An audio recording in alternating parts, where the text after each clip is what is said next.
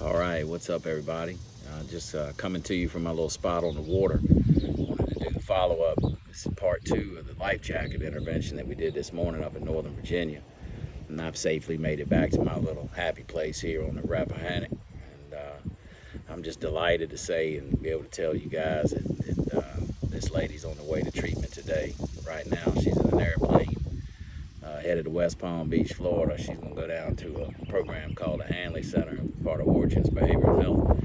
We chose that program, well, the family chose that program because they can handle they're a quality program. One, they do a lot of work. They treat mind, body, spirit. They're not just going to come at one angle of this illness because we've got a threefold illness. So that's where I see a lot of treatment kind of falter is they just want to focus on one leg of a three-legged stool, and this program will work on all three legs of the stool: mind, body, and spirit. And and she has some major health conditions that they're suited for that. That's what they're built on, and they do good work. So we're just delighted, that she's on the plane. Headed to treatment today. So what's going to happen? Transport's is flying with her, Charmaine's, and she's in good hands, very capable hands. And she's going to probably have to stay with her in a hotel tonight till we get some doctor records down there that we just couldn't get beforehand. It kind of happens like that sometimes, because in cases like this, you have to have the patient's permission to release documents. So we had to get that from her today, and then the doctor's records will be released tomorrow, and so we'll get her admitted into the program tomorrow morning. So that's good. But she's in safe hands. She's with the transport. Transport's going to kind of sit with her and keep her company and keep her grounded a little bit. Now, she's not happy. She's not happy at all that she's on a plane headed to treatment. But we're all right with that. We're all right with her not being happy right now. I know everyone else is, and she's in a little bit of delusion around her illness, and that's expected. And see, what happens is that families go for years expecting their loved one to make a good decision around their health care when their experiences are showing them that they really can't do that right now. So even after the truth was handed to her in a loving but firm way, is what the intervention was. She was still a little delusion around her alcoholism. Fact of the matter is she was cardiac arrest back in June as a result of her illness, and had to wear a cardiac vest now.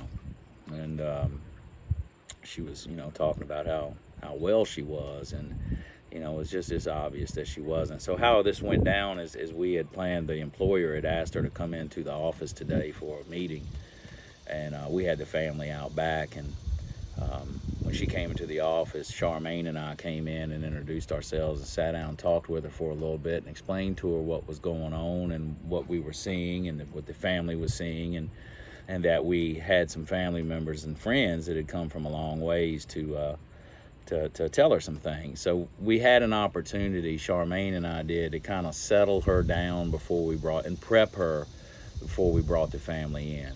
And we were very strategic at who we brought in first. Now, we brought everyone in at the same time, but it was very important to who came through the door first. So first one to come through the door was one of her best friends that she hadn't seen in about 6 years as a result of how running amok and alcoholism can kind of split families and friends apart. This was a perfect example of that. So it was that shock and warm the heartstring kind of take on that. And the next one through the door was her uncle that came from a long ways away to be a part of this thing today. So we kind of I can't think of the word I'm looking for right now. I'm just so excited that she's on a plane headed to treatment. We kind of de-escalated her anger briefly when we brought the people in like we did. And it was a big intervention. There was a lot of people in it. It took a while to read the letters, but I'll tell you what, they were very powerful letters. And I love to see it because the families, when they're at the rehearsal and before the rehearsal, they're just so fear-driven and so stricken with fear and anxiety. But with a proper rehearsal, with good coaching, and with their willingness to push forward, When they came into that intervention today, they sat down and you could just feel the difference in the room. You could feel it. I mean, there was a power coming over everyone, and they were there ready to do business. And there were a lot of tears, and there was no anger, there was no shaming, there was no pointing fingers. And the value of a good intervention too is that you don't have that dialogue going back and forth. That well, you said this, well, you said that, and she, left alone, she would have a lot of rebuttals to everything they were saying, invalid, of course, but she would have them. So we kind of shut all that off because we're running the intervention, right? So we're dictating who's saying what and when, and it just went just like that. She was angry. Now look, she was mad, and she got mad again, and then she wasn't mad, and then she got mad again, and then she went to tears, and that's normal. I mean, think about it. If you don't have an alcohol or a drug problem, and somebody comes into you and says, hey, look, basically what we're saying is, look, forget what you had going on over the next 35, 40 days.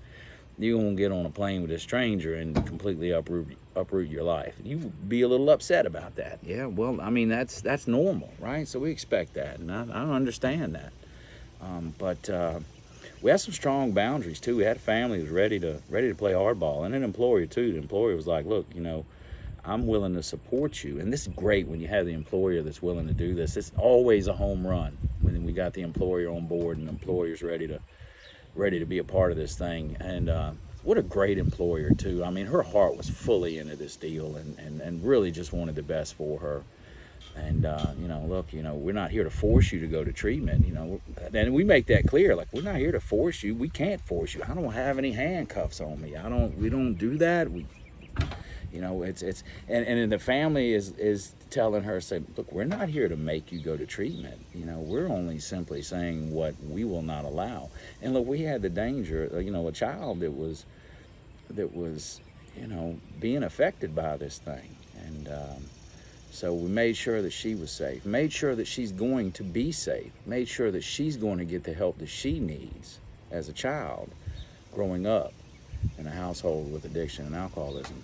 And so right now we got some good stuff going on. This is a typical family. This is an average family. This is a great family.